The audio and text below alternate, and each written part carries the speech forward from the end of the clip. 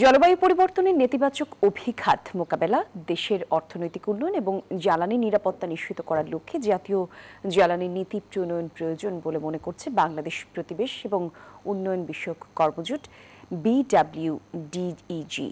সকালে ঢাকা রিপোর্টার্স ইউনিটিতে আয়োজিত সংবাদ সম্মেলনে এসব কথা বলেন বক্তারা।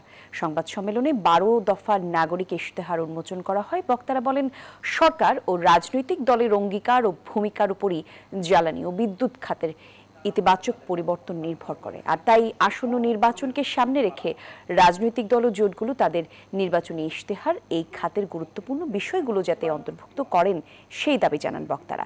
এ সময় গ্রিড বিদ্যুৎ ব্যবস্থাকে উন্নত করার আহ্বানও জানান তারা।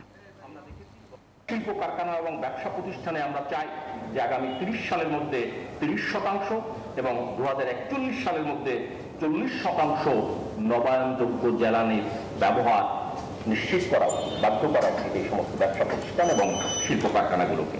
এবং শিল্প খাতে নবায়নযোগ্য জ্বালানি প্রবর্তনের জন্য আমরা চাই যে সহজ শর্তে সরকার ঋণ এবং কর রেয়াতের সুবিধা দিক।